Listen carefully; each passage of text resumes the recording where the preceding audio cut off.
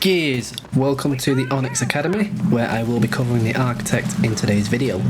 Everything about the class will be covered, giving you 2 different meta builds, all within 6 minutes. These builds are purely meta, that most people gravitate to, but if these don't match up with your playstyle, then be sure to change these up to suit yourself. With that out of the way, let's begin. Starting once again with the ultimate ability, Hologram, where you send forward a distracting holographic version of your character that will stop at the area you aim at or a piece of cover. This lasts for 7 seconds and shares the shortest cooldowns of all ultimate abilities, being a mere 2.5 minutes. Dealing damage will bring back your ultimate faster. Your hologram will only distract enemies close by. The Architect has 2 parts to their passive. Fortifications can be built for 15% less than other non-engineer classes. Movement speed isn't reduced as much as other non-engineer classes when moving fortifications. Starting out each match with the M-Bar, Enforcer and Repair tool. A special mention, this repair tool is replaced with a snub pistol for escape mode. The Architect works better with ballistic weapons, but explosives aren't necessarily off limits. Now we have the builds, with the first being the Engineer build. This will focus on building fortifications to slow, stop, damage and distract enemies while helping keep your team alive. Here are the skill cards. Regenerative Field, granting the Architect up to 12 HP worth of stim every second after taking no damage for 4.25 seconds. Root Kit, every second spent repairing will grant up to 2.25 seconds of ultimate cooldown. Hologram Lifetime, extends the duration of the hologram ability by up to 170%, which equates to 11.9 extra seconds. Top of the line, all fortifications built by the Architect will deal up to 40% additional damage while over 50% maximum health. This includes barriers and both types of sentries. Repair Efficiency, repairing fortifications is up to 60% faster and up to 30% cheaper, energy taps included. Your perks should be taken in the following order. Fortification Health, granting up to double the health for all fortifications you build. This perk doesn't affect energy taps. Fortification Damage, increasing the damage dealt by fortifications built by up to 50%, having the same effect as the top of the line skill card.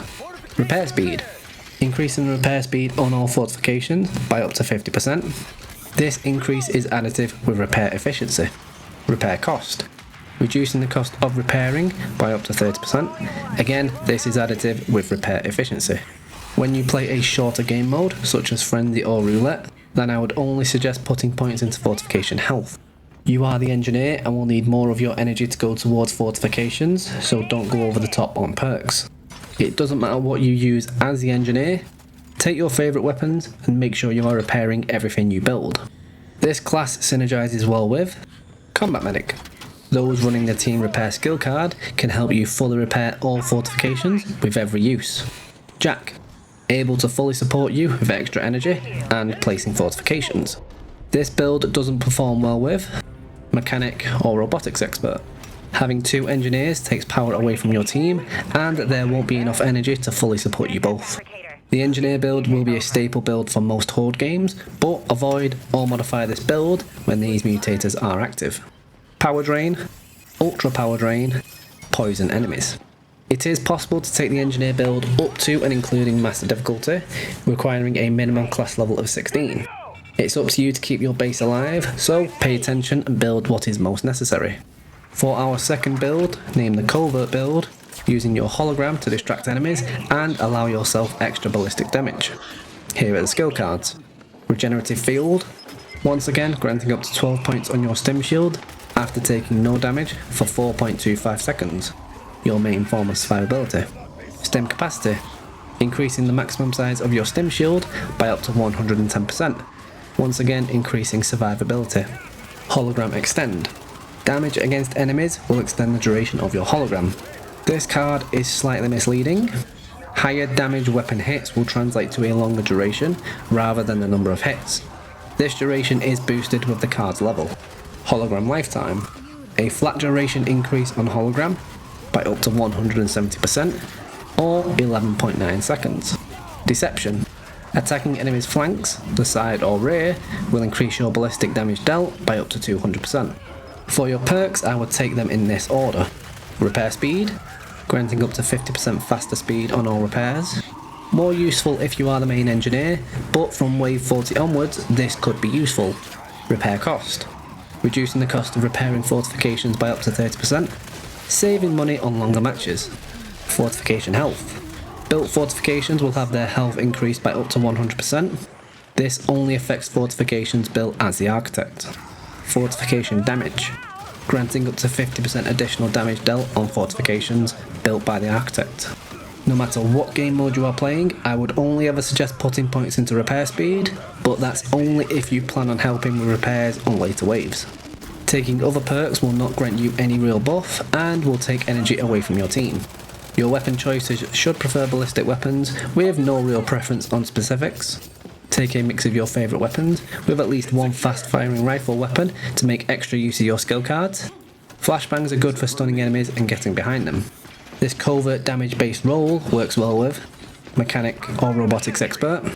Since you are taking on a damage role, you will require someone else to build your base, with decoys being especially useful to lure enemies into specific areas and orientations. Veteran. Being another rifle specialist, you will benefit heavily from Living Legend. Keep an eye out for whenever it's being used to benefit from the aimbot to quickly increase your damage output. This architect build will struggle when paired with Slugger. This class will benefit heavily from planting grenades around decoys, potentially lowering your damage output. Nomad. Feared enemies do tend to turn away from players, which is normally a huge boost, but if they are out in the open, they will likely run out of your line of sight before you can deal too much damage.